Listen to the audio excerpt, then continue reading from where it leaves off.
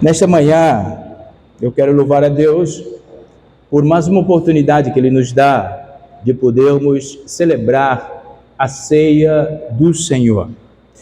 E eu quero refletir com os amados irmãos nesta manhã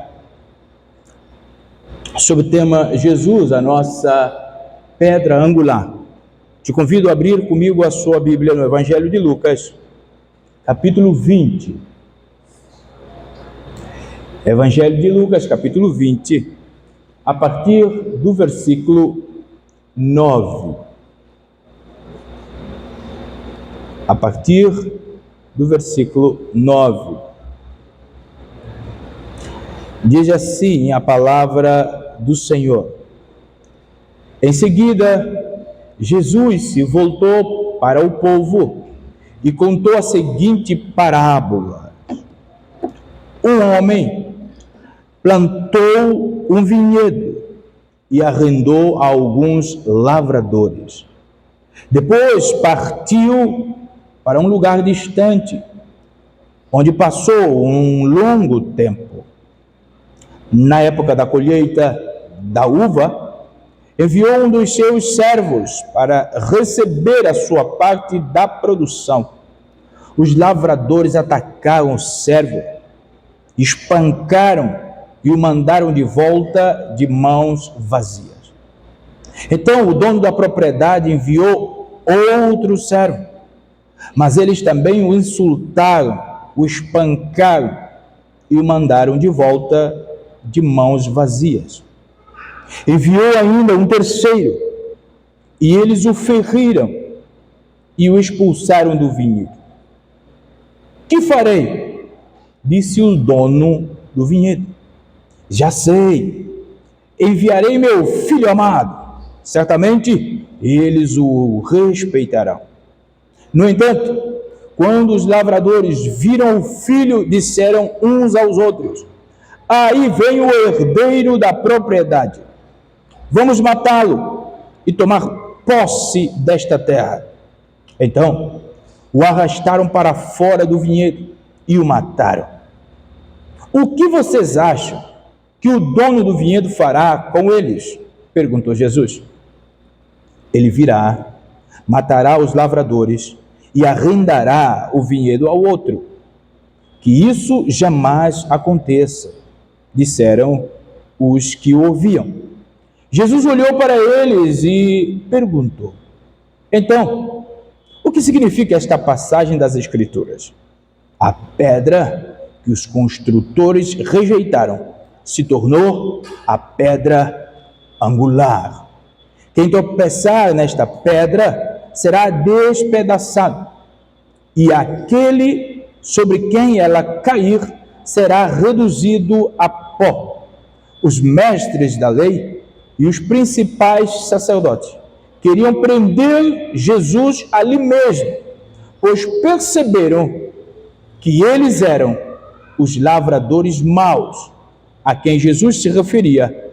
No entanto, tinham medo da reação do povo. Senhor Deus, obrigado pela tua palavra nesta manhã de ceia. Eu tomo, Senhor, o nosso coração diante do Senhor, rogando perdão pelos nossos pecados, e que o Senhor possa nos ajudar a entender, a aplicar essas verdades em nossa vida. Nós oramos em nome de Jesus. Amém e amém. E louvado seja Deus.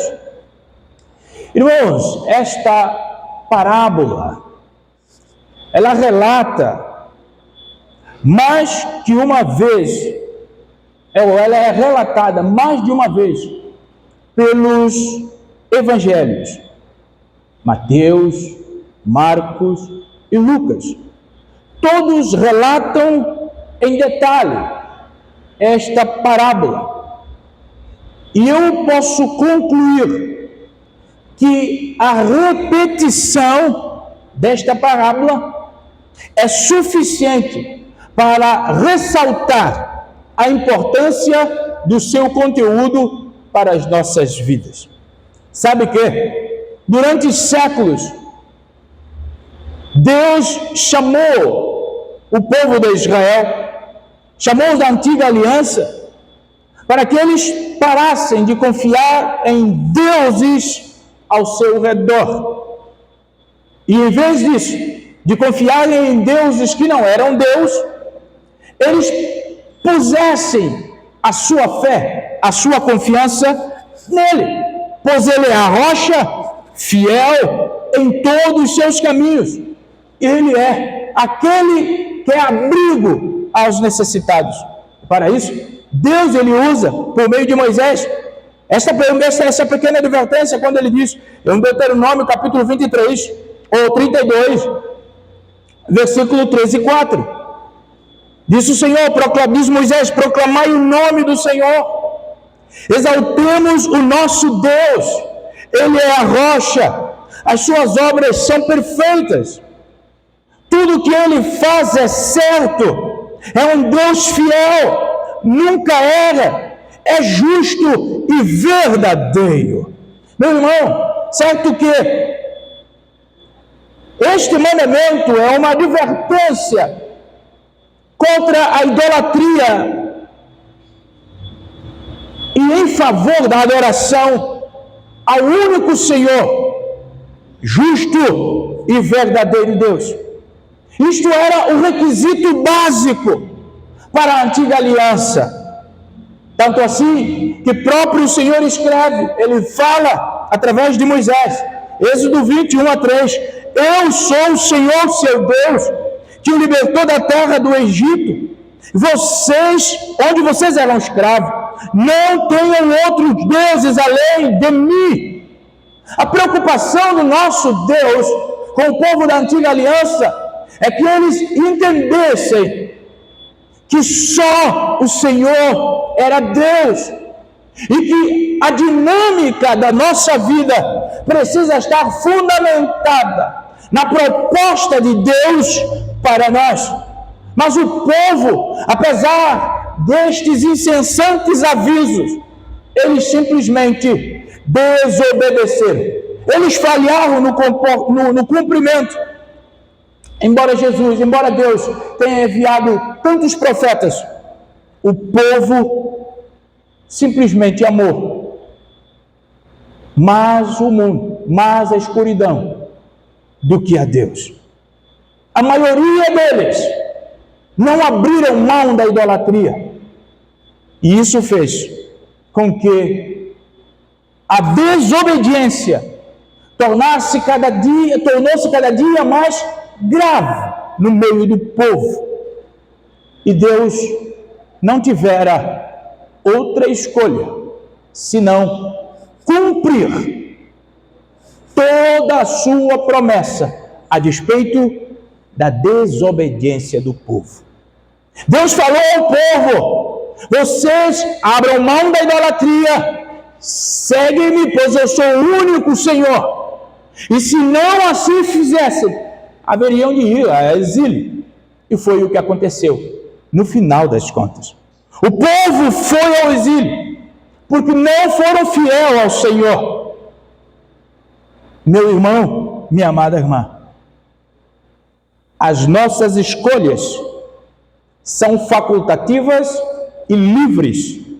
Contudo, a consequência delas será sempre obrigatória. O povo escolheu desobedecer a Deus, e a consequência da sua desobediência gerou-lhes exílio. Hoje, eu e você talvez podemos pensar e dizer: não, esta parábola se aplicava única, exclusivamente aos judeus, aos irmãos da antiga aliança. Em parte, ela foi escrita para eles, sim, foram o destinatário original, mas existem princípios aqui que a igreja do Senhor, enquanto existir, ela precisa ser lembrada.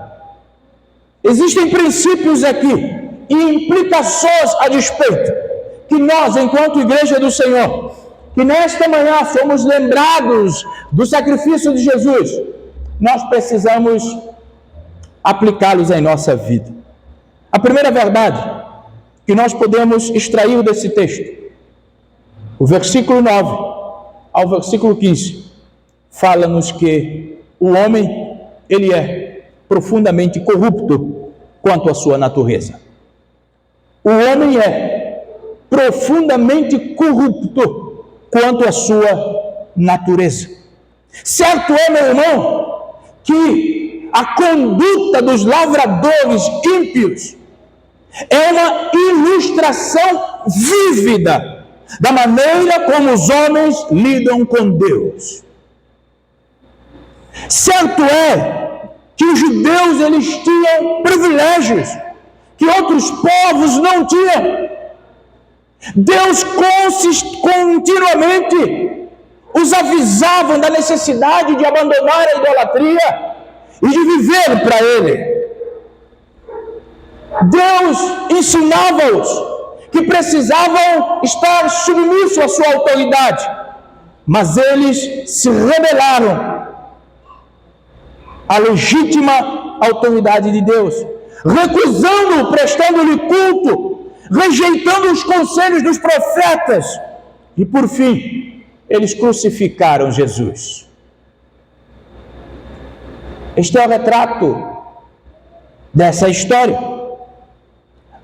Esta é uma figura exatamente que podemos também ver na vida de muitos crentes professos.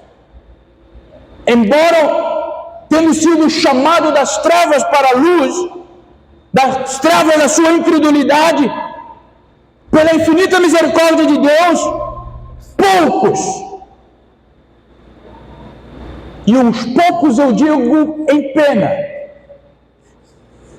poucos têm feito digna a vocação pela qual foram chamados. Ou seja, poucos nos nossos tempos têm Deus como prioridade em suas vidas. Sabe uma coisa? É que os crentes professos do nosso tempo, eles têm deixado, têm permitido falsas doutrinas no seu meio, práticas inconvenientes no seu meio. Eles simplesmente, meu irmão, abandonam os preceitos do Senhor. Eles desconhecem o Senhor no meio deles. Eles têm simplesmente crucificado Jesus todos os dias. Sabe, é um fato comovente. É que a igreja cristã, por causa da sua dureza de coração, incredulidade e superstição, um sincretismo, um caminhar para o reconhecimento e justiça própria, faz de nós reflexos dos judeus do tempo de Jesus. Sabe, tanto os judeus quanto a igreja, eles são descritos de forma dolorosa na exatidão desta história que Jesus conta, ou desta parábola que Jesus anuncia. Ambos poderiam citar incontáveis privilégios que nós temos por pertencermos a Cristo. Nós temos a sua palavra vívida. Nós temos a esperança da glória. Nós temos a promessa da vinda de Jesus. Mas, a despeito de todos esses privilégios, nós desprezamos Jesus. Nós desprezamos esses avisos todos. Irmãos, nós precisamos orar. Orar com honestidade, para que entendamos por completo o estrago da pecaminosidade no coração do homem. Sabe, pouco de nós temos a noção do poder violento da enfermidade espiritual com a qual nós somos nascidos. Poucos de nós, poucos compreendem totalmente que o pendor da carne é inimiga, é inimizade contra Deus, conforme Paulo escreve a Romanos 8:7. A natureza do homem não convertida, se pudesse, destruía Deus. como nós vemos aqui no retrato desses lavradores ímpios. Sabe que o comportamento desses lavradores da parábola, não importa se gostemos ou não de ouvir isto, mas é a figura daquilo que representa o homem natural. Se tivesse a capacidade, faria de Deus o que os lavradores fizeram com o filho do dono da vinha. Por isso, perceber a pecaminosidade no nosso coração é libertador. Cristo jamais haverá de ser devidamente honrado e valorizado em nossa vida, enquanto o pecado não for visto com clareza por nós.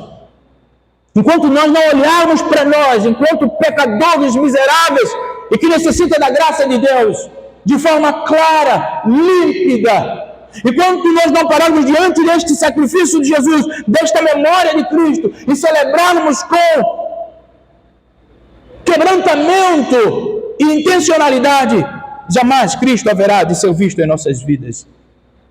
Temos de reconhecer a profundidade da nossa doença, a fim de perdermos simplesmente e apreciarmos a grande proposta do nosso Senhor para nós. Segunda verdade que nós precisamos considerar nesse texto. A primeira é que o homem, ele é corrupto na sua natureza. Segunda é que Deus mostra sempre amável paciência e longanimidade para com o homem. A partir do verso 9 até o 17, vou fazer simplesmente algumas pontuações. O versículo 9 ele diz: um homem plantou um vinhedo e arrendou aos outros. Versículo 10, enviou um servo. Versículo 11, o dono da propriedade enviou outro servo. Versículo 12, enviou um terceiro servo. Versículo 13, enviou o próprio filho. Meu irmão, o que dizer deste homem que sempre está propondo solução para a necessidade do homem pecador? Esse homem que, mesmo recebendo violento ataque dos lavradores pecadores, ele estava sempre investindo no outro homem, enviando outro homem. Irmão, este é o reflexo do comportamento divino. É uma representação da maneira como Deus, ele cuida conosco. Olha só a confirmação. Deus cuida de nós com longanimidade, com misericórdia, com graça, nos dando sempre oportunidade para mudarmos, continuar no erro, é a maior burrice que alguém possa fazer. Deus quer mudar a nossa história, Deus quer mudar a nossa existência. Abra seus olhos e veja o que Deus está fazendo e alinha naquilo que Deus está fazendo. Deus é misericordioso, longânimo. Isto é um reflexo da misericórdia fiel de Deus para com a nação de Israel, mas também para conosco.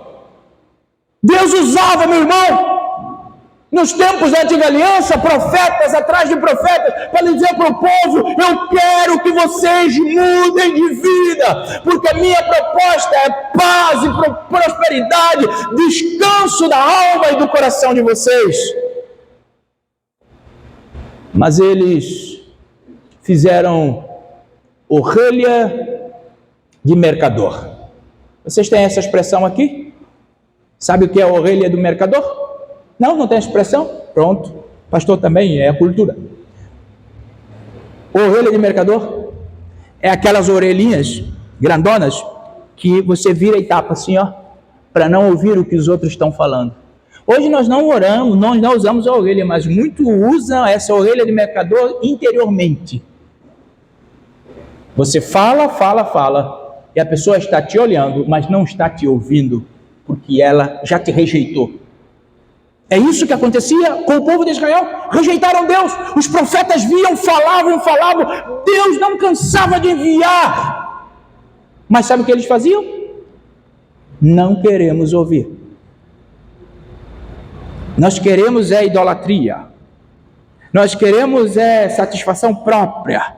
Nós queremos vida totalmente libertina.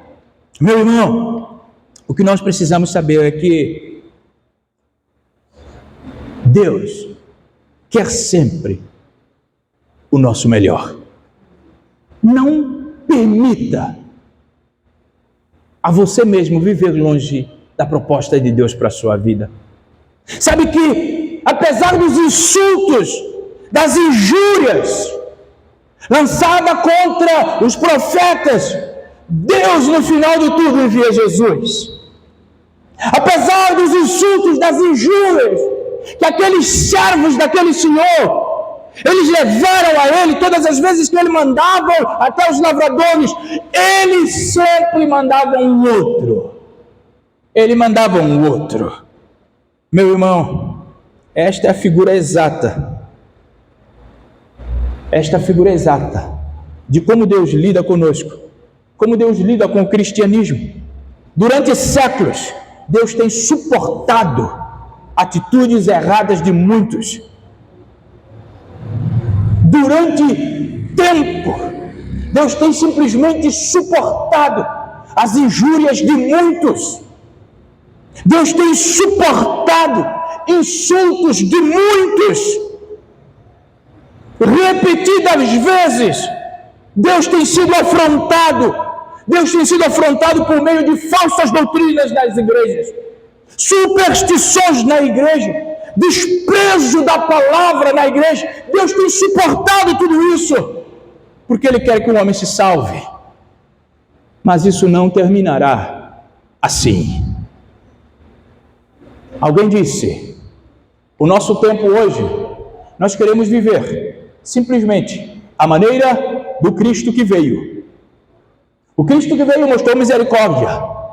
O Cristo que veio ofereceu salvação. O Cristo que veio tem dado perdão até hoje. Mas agora o Cristo que virá não tem mais nada disso. O Cristo que virá é juízo para todos aqueles que o desprezaram.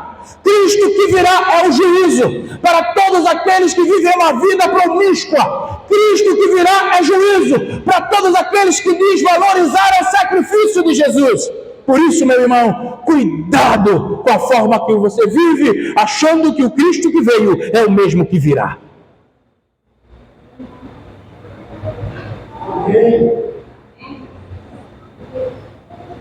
Deus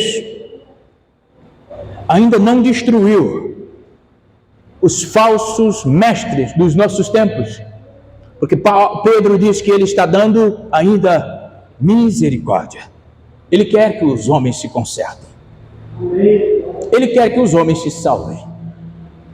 Mas essa forma não será eterna. Deus ainda não tem destruído o homem por causa das suas opções de menosprezá-lo, porque ainda Ele tem levantado. Ele tem levantado nesses últimos tempos alguns que amam ao Senhor, que vivem de forma dedicada à palavra, que vivem de forma dedicada ao ministério, como grandes reformadores de toda a nossa história, que simplesmente, apesar de toda a perseguição que eles sofreram, eles manteram-se fiéis ao Senhor e à sua verdade. Meu irmão, a igreja não tem nada de que se gloriar. A igreja tem muito. Na verdade, nós somos devedores de Deus pelas suas incontáveis misericórdias. Porque se não fossem as incontáveis misericórdias de Deus, nós não estaríamos aqui mais por causa dos nossos pecados e as nossas falhas. Por isso mesmo, nós, meu irmão, precisamos do Senhor. Nós precisamos orar com intencionalidade, porque Deus não tem nos tratado à proporção dos nossos pecados. Deus não tem nos tratado, nem nos recompensado de acordo com as nossas iniquidades. Nós precisamos orar. Nós precisamos orar e pedir que o Senhor nos ajude a viver da forma com que Ele quer que nós vivamos. Nós precisamos aprender, meu irmão, a sermos mais gratos pela misericórdia do Senhor. Precisamos ser gratos pela misericórdia de Deus. Todos os dias se manifesta em nosso favor. Grandiosas são as mensagens do Senhor para nós. O dono da vinha constantemente tem alegrado a nossa alma. Mas, no último dia, o último dia será descortinado toda a nossa vida. Nós haveremos de perceber o quanto nós deixamos de agradecer. Nós haveremos de perceber o quanto o Senhor foi misericordioso conosco durante todo o périplo da nossa vida. Nós haveremos de perceber quantas bênçãos nós recebemos e não agradecemos. Nós haveremos de descobrir que a misericórdia de Deus é mais querida dos atributos do Senhor, porque é ela que ainda nos tem vivos. Meu irmão, o Senhor, Ele tem prazer e misericórdia. Diz Miqueias capítulo 7, versículo 18. Se ainda nós estamos aqui, precisamos agradecer pela misericórdia de Deus. Tenha uma vida de gratidão à misericórdia de Deus e não se equipara a ela. Tenha, meu irmão, um espírito grato a Deus, de onde Ele te tirou, para onde você está hoje. Agradeça ao Senhor não só com palavras, agradeça ao Senhor se envolvendo na sua obra. Agradeça ao Senhor dedicando ao seu evangelho. Agradeça ao Senhor a ser testemunho. Agradeça ao Senhor a priorizar aquilo que Deus prioriza. Agradeça ao Senhor a valorizar a cultura do reino de Deus. Agradeça ao Senhor a dizer não àquilo que Deus diz não, e a dizer sim àquilo que Deus diz sim. Agradeça ao Senhor. Agradeça ao Senhor. O nosso grande problema é que nós queremos ser melhores que o Senhor, concordando com os pecados que Deus condena. O problema da igreja do século 21, ela já não prega para confrontar pecados, porque ela se acha melhor do que Deus. Jesus não pregou sem confrontar pecado de ninguém. Não, mas nós hoje não podemos, temos uma contextualização. Você precisa entender, meu irmão, a Bíblia é Bíblia desde que foi escrita e permanecerá Bíblia até Jesus tirar ela de nós. E essa é a verdade que nós precisamos pregar. É a verdade que precisa estar na nossa boca. Aquilo que Deus condena, nós precisamos condenar. Aquilo que Deus ama, nós precisamos amar. Sabe? Deus é misericordioso conosco. Antes, durante e depois da nossa conversão, nós precisamos agradecer ao Senhor. Porque a misericórdia de Deus, ela tem nos poupado a vida. A misericórdia de Deus tem provido em nosso favor. Nós não podemos ser ingratos com o Senhor. O nosso Salvador, Ele é a rocha. E se nós não nos firmarmos nele como a pedra angular, nós podemos tropeçar nele. Só que para aqueles que tropeçam nele, a Bíblia diz que serão destruídos. Permita-me te explicar isto. O Senhor é a nossa rocha, a nossa pedra angular. Aquele pelo qual nós precisamos ter como fundamento da nossa vida aqui nessa terra. Os preceitos do Senhor precisam ser para nós realmente a nossa regra de fé e prática. Sendo nossa regra de fé e prática, Ele é a nossa rocha. Mas agora, se ela não for a nossa regra de fé e prática, nós haveremos de tropeçar nela na nossa desobediência aos preceitos que ela nos enuncia. Só que se nós tropeçarmos no conceito que a palavra pronuncia, nós haveremos de ser destruídos. Porque Deus zela pela sua palavra, pelo cumprimento da sua palavra. E todos aqueles que se opõem à palavra do Senhor, a Bíblia diz que será destruídos. Meu irmão, por isso eu e você precisamos amar a palavra. Por isso nós precisamos viver a palavra. E quando eu falo que nós precisamos conhecer a palavra, eu não falo unicamente de instrução em palavras, de informação. Tem muita gente que estuda a Bíblia para quê? Não para quê. O grande problema é que a Bíblia só aqui não transforma aqui. Mas a Bíblia aqui transforma aqui e transforma aqui. É desta forma que eu e você precisamos viver a Bíblia. Muitos usam a Bíblia para se autodefender, para se posicionar em suas ideias maléficas. Mas nós precisamos da Bíblia para nos confrontar para sermos melhores. Imagem do Senhor, prosseguindo os passos de Cristo, até que Ele volte. Terceira e última verdade que nós precisamos ter em nossa mente é que Jesus, sobre os nossos pecados obstinados, recairá a severidade do juízo de Deus. Sobre os nossos pecados obstinados, recairá o juízo de Deus. Lucas 20, 18 e 19 vai dizer: quem tropeçar nestas pedras será despedaçado. Aquele sobre quem ela cair será reduzido a pó. 19. Os mestres da lei, eles entenderam que Jesus estava falando com eles. E os principais sacerdotes queriam prender Jesus ali mesmo. Queriam matá-lo, pois perceberam que eles eram os lavradores maus. Meu irmão, minha amada irmã, a punição dos lavradores maus é simplesmente uma figura vívida da maneira como Deus irá nos tratar, ou, na verdade, como Deus irá tratar todos aqueles que permanecem na impiedade. É um retrato vivo, meu irmão. No final, não será visto pelo nosso Senhor os ímpios como nós gostamos de ver. Quando o Senhor proferiu esta palavra, Ele tornou uma ilustração profética, porque Ele estava dizendo aqui o que vai acontecer no final. A vinha do Senhor na terra de Israel, ela estava sendo destruída pelos seus arrendatários infiéis. Jerusalém fora destruída, o templo fora incendiado e os judeus foram colocados na dispersão. Isto é o que aconteceu na vinha. Mas agora, a consequência final ainda está para acontecer. O que nós vemos aqui é uma figura dolorosa das coisas que ainda hão de vir. E a igreja e a professa desses tempos, ela precisa estar consciente de que o dia do Senhor está avizinhando. O juízo de Deus ainda vai recair sobre os cristãos nominais. Aqueles que estão mais noção, aqueles que estão, mas vivem uma vida totalmente dissoluta.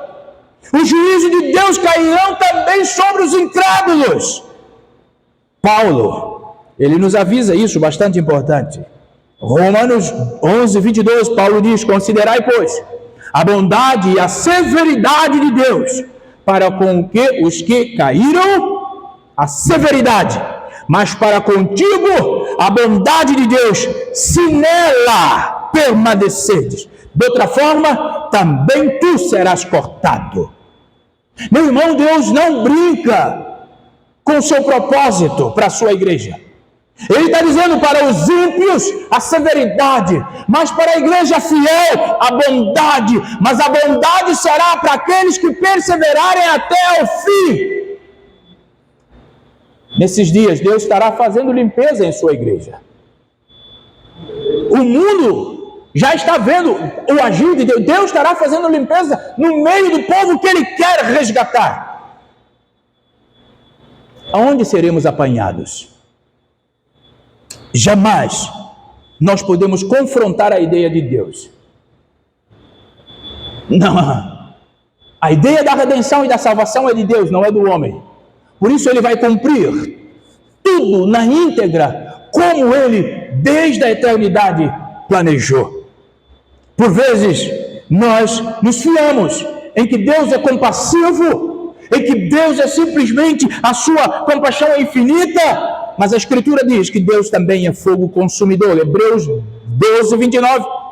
O Espírito de Deus, Gênesis 3, 6, 3, não agirá para sempre no homem. Haverá um dia em que o homem estará diante de Deus, sem influência do Espírito Santo. Nesse dia, será o homem, as suas práticas e Deus. Aonde eu e você estaremos neste dia? Meu irmão, haverá um dia em que a paciência, a misericórdia, a graça será levantada. E o Senhor se levantará para julgar o que nós fizemos com o sacrifício de Jesus. Para julgar o que nós fizemos com a sua palavra e a prática da nossa vida. Para julgar o que nós fizemos com a igreja de Cristo. Felizes são aqueles que neste dia encontrarão refúgio na salvação. Felizes serão aqueles que neste dia a ira do Senhor não os alcançará. Felizes serão aqueles que naquele dia, meu irmão, não experimentará a horrível ira do Cordeiro. Felizes serão aqueles dias que sobre a sua cabeça não cairá pedra. Felizes serão naquele dia aqueles que o Senhor Jesus é o auxílio. Meu irmão, a minha pergunta para você é: nós sabemos de tudo isso? E o que isso tem mudado a nossa vida? Nós sabemos de tudo isso. E o que isso tem nos mudado? Os anciãos e os sacerdotes, os principais sacerdotes, Lucas afirma, perceberam que, em referência a eles, Jesus dissera esta palavra. Percebe algo bastante importante. Eles perceberam que Jesus estava falando deles, ou com eles, mas eles quiseram matar Jesus. Sabe, o homem hoje é assim. Você fala com o homem sobre a verdade de Deus, ele fica chateado com você. Você fala do homem, do que virá no final, se a sua vida não se confrontar, ele se zanga com você. É o que aqueles homens ouviram. Eles ouviram Jesus a falar, mas eles quiseram matá-lo. Sabe o que, irmão? O orgulho deles era tanto que não os permitiram arrepender. O coração era tão endurecido que não se converteram a Jesus. E o final deles foi predito naquele dia. Meu irmão, continue falando de Jesus. Ainda que você seja odiado nessa cidade por falar de Jesus, mas fale de Jesus. Mas fale a verdade de Jesus. Porque é a verdade do Senhor que nos liberta. Acautelemos para nós não agirmos como os iníquos lavradores. Existe uma expressão, particularmente, que eu gosto muito. Uma expressão que no tempo da Reforma Protestante, os reformadores usavam muito e ensinavam. Uma palavra, uma expressão, na verdade, em latim. Coram Deo. Coram Deo, que significa vivendo diante da face de Deus. Meu irmão, viva o Coram Deo. Viva com a consciência de que você está na face de Deus, até porque da face de Deus e da sua presença ninguém sai. Porque Ele vê tudo, em todo tempo, na vida de todos. Por isso, por vezes, pela experiência cristã, a gente acha que a gente consegue sair da presença de Deus, mas ninguém sai da presença de Deus. Ninguém. Os seus olhos, a Bíblia diz, estão em todos os lugares. Então você não tem como fugir dele, nem sair da presença dele, ele está te vendo. Por isso, eu quero nesta manhã te convidar a colocar Jesus como a rocha da sua vida. Coloque Jesus como rocha da sua vida. Deixa ele ser prioridade na sua vida, meu irmão. E vive em gratidão por isso. E celebra ao Senhor em todo o tempo. João, a despeito de ter Jesus como rocha, ele escreve no capítulo 6, versículo 53. Jesus disse: eu digo a verdade. Se vocês não comerem a carne do Filho do Homem e não beberem o seu sangue, não terá vida em si mesmo. Todo homem que come a minha carne, bebe meu sangue, tem a vida eterna, e eu ressuscitarei no último dia. Diz Jesus: pois a minha carne é verdadeira comida e o meu sangue é verdadeira bebida. Diz o Senhor Jesus: todo aquele que come a minha carne e bebe do meu sangue, permanece em mim e eu nele. Da mesma forma, diz o Senhor, como o Pai vive em mim e eu vivo por causa do Pai, assim aqueles que se alimentam de mim viverão por minha causa, diz o Senhor Jesus. Percebe que próprio o Senhor Jesus quer ser a nossa rocha, porque ele diz: se vocês estiverem em mim, vocês vão ser ressuscitados no final, eu vou ressuscitar vocês, se vocês estiverem em mim. Jesus deseja que nós estejamos nele, só que estar em Jesus é sinônimo de não estarmos em nós. Estar em Jesus é o sinônimo de a minha vontade, o meu desejo, as minhas ambições, as minhas expectativas serem todas elas direcionadas por Ele. Por isso, o que eu faço? Eu não faço e peço a Ele autorização ou a bênção. Eu primeiro peço a Ele a orientação e a bênção, e depois eu faço. Por quê? Lógica. O seu sentimento é determinado pelo seu comportamento. Você sente o que sente, porque faz o que faz. Lógica. Jesus quer que nós nos entreguemos a Ele, vivamos para Ele, para que, consequentemente, nós sintamos o que Ele quer, esperança da glória. Ficamos de pé, vamos orar e vamos para casa. Obrigado, Jesus, por esta manhã. Obrigado pela Tua igreja que reuniu aqui. Obrigado, Senhor, por tudo aquilo que o Senhor falou conosco. Quer pela escola bíblica dominical. Quer, Senhor, pela Tua palavra que nós acabamos de ouvir. E principalmente pela oportunidade de poder celebrar a ceia do Senhor nesta manhã. Nos capacita a viver de acordo com os propósitos da ceia do Senhor. Leva-nos às nossas casas e livra-nos do mal. Seja com a Tua igreja, concede a cada um dos meus irmãos o almoço em paz e tranquilidade, desfrutando, Senhor, da sua tarde em família, e logo mais nos impulsiona a estarmos aqui para louvar o Teu nome, engrandecer-Te e agradecer-Te por todos os benefícios que nós temos recebido. Te agradeço, Deus, em nome de Jesus. Que o amor de Deus o Pai, a graça salvadora, redentora, a maravilhosa graça de Jesus Cristo, seu Filho, a comunhão e consolação do Espírito Santo de Deus, esteja no nosso meio e em nós hoje e sempre. Amém. Deus abençoe.